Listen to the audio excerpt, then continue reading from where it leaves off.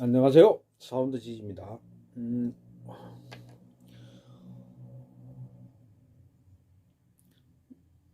어제 말씀드렸듯이 오늘은 오래 살기, 오래 살기에 관한 영상을 찍어볼까 합니다. 근데 참 오래 산다는 것은 내가 생각만 내가 노력한다고 오래 사는 것은 아닙니다. 솔직하게 사람이 태어나고 사람이 살아가고 그 다음에 늙고 병들고 죽습니다. 이 사이클이 모든 사람에게 적용이 되는데 죽음, 그러니까 수명과 지금 나와의 관계를 어떻게 알 수 있느냐?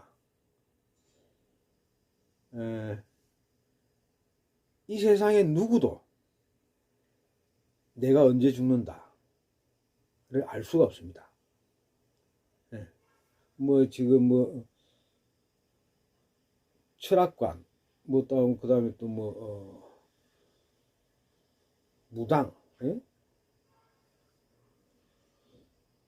예언자, 뭐 이런 사람들이 그 사람의 그 사람이 어느 정도 살다가 죽는다에 대해서는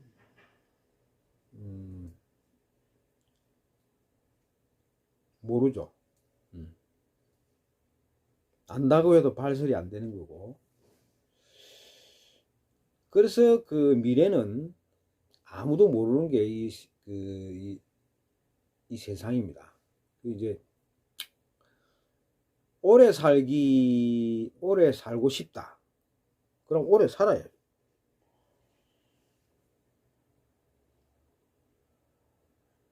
근데 어떻게 해야 되나? 저는 이제 그 부분에 대해서 옛날부터 어떻게 내가 그 미래를 살아가야 되느냐에 대해서 항시 마음가짐이라든지 생각들이 있었습니다.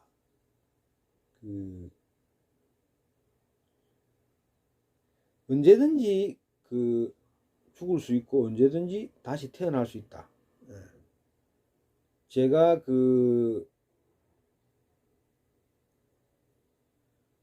느낀 것은 저는 이제 삶과 죽음을 잠을 잘 적에 이를 이제 죽음이라 보고 아침에 눈을 떴을 때를 다시 살아있다고 이렇게 보거든요. 잠자다가 죽을 수 있잖아요. 거의 뭐 지금까지 살아있는 거 보면 잠자다가 안 죽었으니까 지금까지 살아있죠.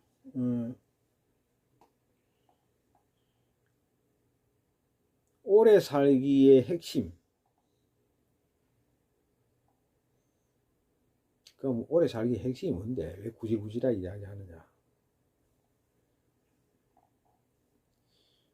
이제 뭐 다큐멘터리라든지 과학 뭐 이렇게 영상이라든지 이런 걸 보면은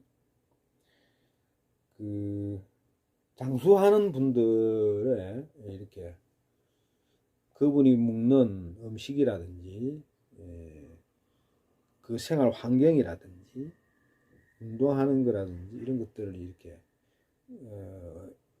열심히 봅니다. 저 양반은 어떻게 저 나이에 저렇게 근력을 유지하고 저 나이에 저렇게 살아 있을 수 있나? 보통 이제 우리들이 느끼는 뭐 60대의 몸 상태, 70대의 몸 상태, 80대, 90대, 100세의 몸 상태가 있잖아요. 왜냐하면 50대부터는 급속도로 늙음이 빨라지거든요. 그래서 이 살아있는 자체가 나이가 점점 들수록 살아있는 자체가 이게 그 신기한 현상이야. 예? 90살. 와, 이제 요즘 100살, 110살, 120살 막 이렇게 하잖아요. 근데 이제 그 감아보면은 거의 뭐 화석 같아 할까. 몸이 거의 막 줄어들고 쪼그라들고 뭐 그래가지고 그냥 아주 막 응?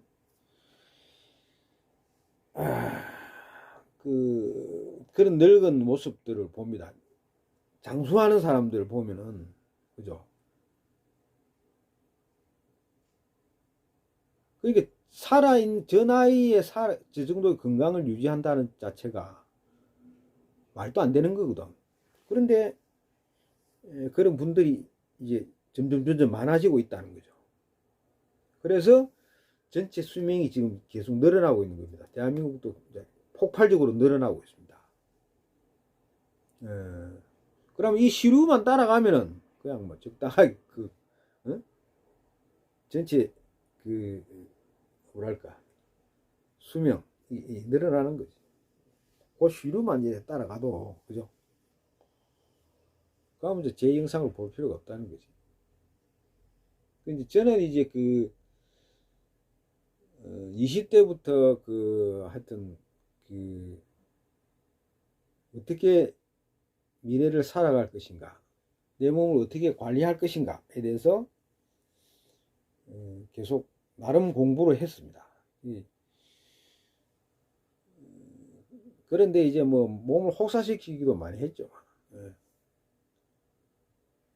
그럼 너가 그러면은 그 오래 사는 방법을 터득을 했냐?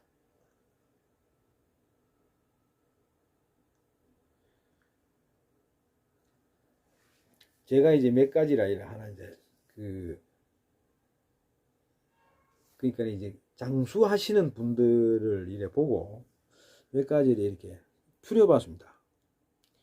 그 중에 한 개가 몸을 혹사시키지 않는다는 게 있습니다. 나이가 들수록. 그러니까 60대 이후부터 50대, 60대 이후부터는 몸을 혹사시키지 않는다.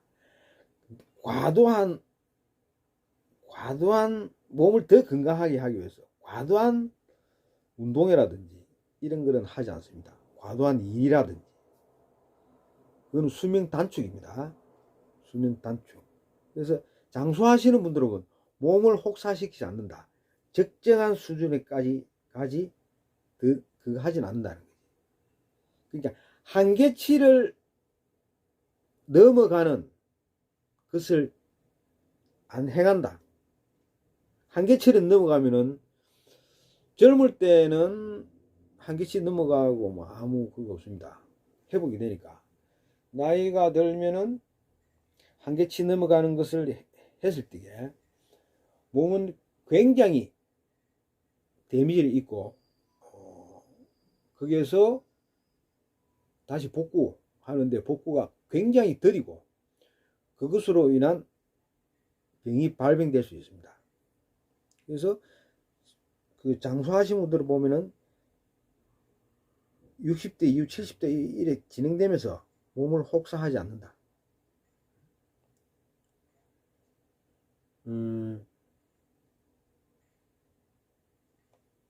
그리고 이제 먹는 음식은 옛날보다는 많이 먹는 음식이 많이 많아졌습니다. 가지수도 많아지고 분량도 많아지고 언제든지 먹을 수 있고 그리고 먹는 음식도 어떻게 먹느냐 하는 것이 있습니다. 일각에서는 MSG 그러니까 화학 조미료라든지 이 화학적으로 가공된 음식이 몸에 장수하는데 안 좋다. 몸 건강에 해롭다. 이렇게 이야기하시는 분도 있고 또 아닌 분도 있고 그렇습니다. 제가 보는 경우는 그 음식물이 저는 자연적인 것을 좋아합니다. 가공된 것보다. 그런데 너무 자연적인 것만 또 취하면 안 됩니다. 가공된 것을 취해야 됩니다. 그러니까 시계 뭐 방부제 같은 거를 먹어줘야 돼. 방부제 같은 거를. 왜냐? 방부제는 안 썩게 하는 거잖아요. 물론 이제 그 자연물에도 방부 기능을 가진 게 있습니다. 뭐 매실이라든지 이런 거 있죠. 그런데 그런 방부 기능을 먹어주는 사람과 안 먹어주는 사람은 다릅니다. 수명이 차이 납니다. 방부제 같은 거를 그런 것들 안 먹으면은 빨리 죽어요. 그런 거 먹어줘야 됩니다. 몸에 축적이 좀 된다 하더라도. 왜냐? 염증이라든지 이게 썩는 것, 내장기관에서 썩는 것 중에 그리고 이로운 기운으로 이게 이제 발효 되면 모르겠지만 이 나쁜 대장균이라든지 이런 것들이 활성화되면은 그것이 뭐 쉽게 얘기하면은 암으로 전이가 되거든요. 암으로 발전하거든요. 대장암부터 시작해가지고. 안 그러면 거기 들어가도 꼭 대장에서 끌어들일 때 해가지고 그게 소장 대장에서 끌어들일 때 해가지고 꼭 거기만 발병되는 것이 아니고 그것이 몸이 타면서 피로 돌면서 이 암들이 만들어지기도 하니까 너무 방부제를 너무 겁낼 필요는 없다 이겁니다. 일례로 제가 한때 배를 탔는데 배라는 것이 한번 정박하면은 이제 음식물 그다음 물하고 음식물들을 이제 실습니다.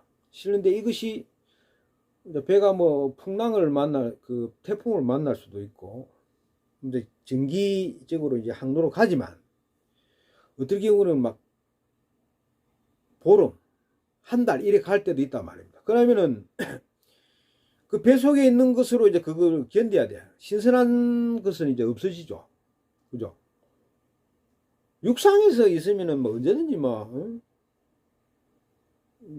신선한 먹거리를 먹을 수 있는데 갇혀 있는 그러니까 배라는 것은 사면이 바다이기 때문에 거기서는 신선한 것을 먹을 수가 없습니다.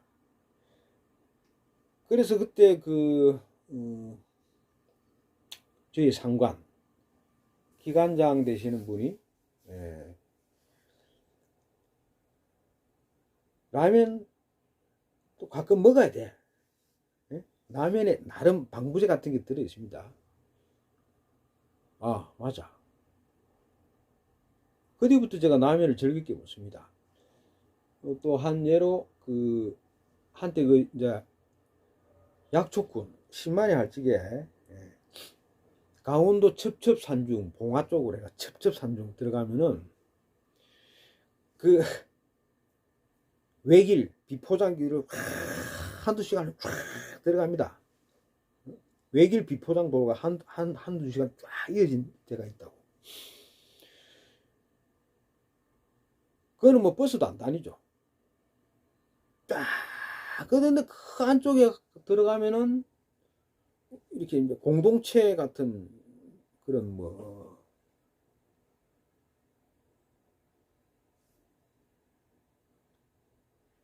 어울려서 사는 그런 데가 있습니다. 그때 당시에 뭐냐 하면은 강원도에서 이제 하여튼 명의 화타라고 이름이 알려진 분이 있는데 그분한테 그 마을 사람들도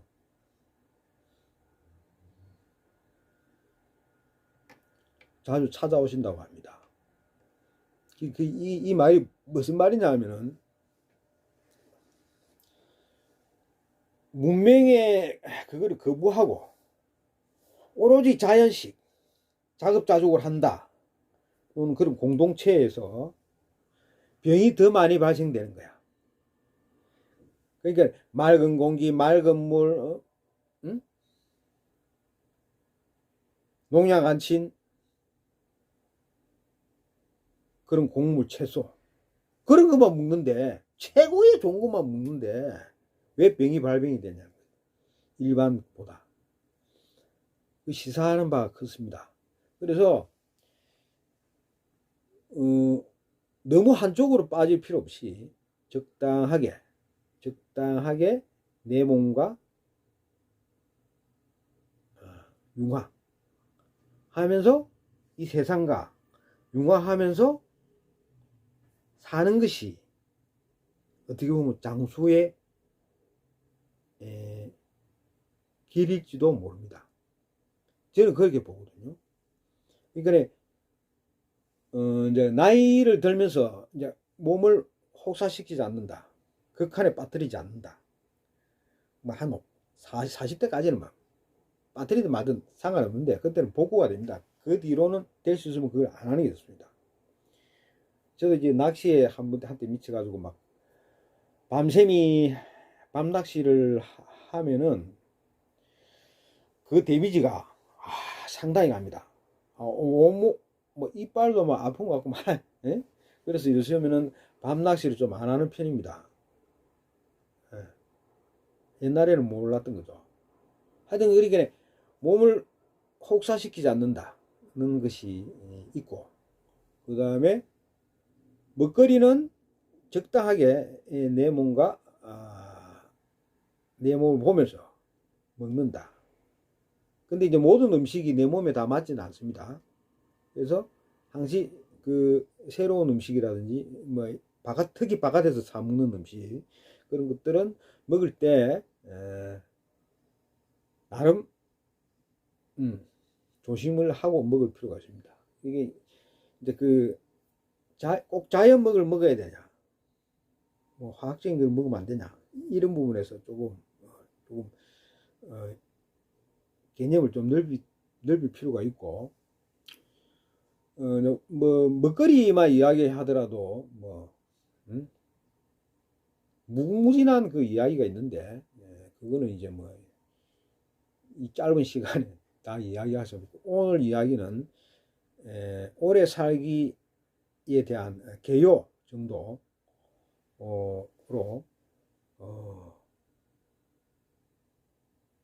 몸을 급격한 그게 노출시키지 않는다. 그 다음에 먹거리는 너무 자연적인 것, 너무 깨끗한 것을 너무 쫓지 않는다. 깨끗한 게 좋죠. 깨끗하고 자연적인 게 좋은데 너무 매달리지는 않는다는 거죠.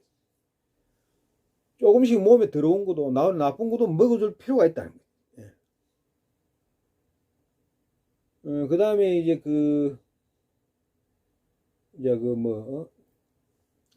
먹는 거, 그 다음에 이제 입는 거, 그 다음에 이제 자는 거, 막 이런 게 있잖아요.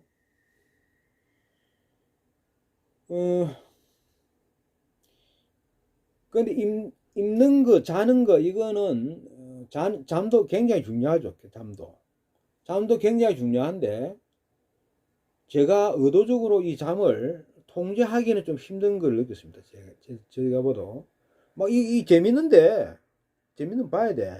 잠 안 자. 몸에 데미지가 오죠. 와도, 내가 재밌었으니까.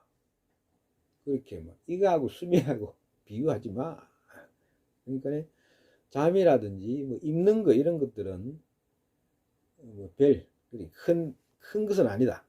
제일 핵심이, 몸을 혹사시키는 거하고, 그 다음에, 먹거리에서 좀 자유로워하자. 이것이죠. 입는 거 같은 경우도, 너무 꽉 붓는 거. 몸에 좋은 게, 이게 뭐야, 면이 좀 좋죠, 면이. 근데 화학적인 라이론 제품, 또 몸에 그렇게 나쁜 것은 아닙니다. 장단점이 있다는 거죠. 그래가지고 이제 면하고 화학기 스킨 이런 제품도 많이 나오잖아요.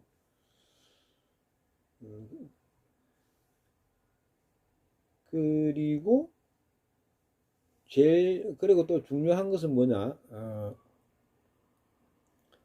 스트레스. 스트레스가 어떻게 보면 제일 크다 볼 수 있죠. 스트레스는 어떻게 보면은 나의 욕심하고도 좀 관련이 있을 수 있습니다. 내 거는 내 것을 지켜야 된다. 내가 낸 데가 있는데 이 세상은 그렇지 않다는 거지. 그러면은 스트레스를 받습니다. 내가 낸 데 같은 것도 좀 허물 필요가 있습니다. 주의와 동화되고 상대방의 의견도 받아들이고 하여튼 스트레스 이 정도로 볼 수가 있네요. 어떻게 보면 별 큰 내용은 없는데 오늘 영상이 제가 핵심적으로 말씀드릴 수 있는 것은 장수하시는 분들을 보니까 그렇게 몸을 혹사시키지 않는다. 그리고 먹거리는 좋아하는 것을 먹지만 다양한 것을 먹지만 너무 자연적인 것과 화학적인 것을 따지지 않는다는 거죠. 자, 어느 정도 그 개요를 잡고 뭐 하나씩 들어가 보도록 하겠습니다. 자, 여기까지 하겠습니다.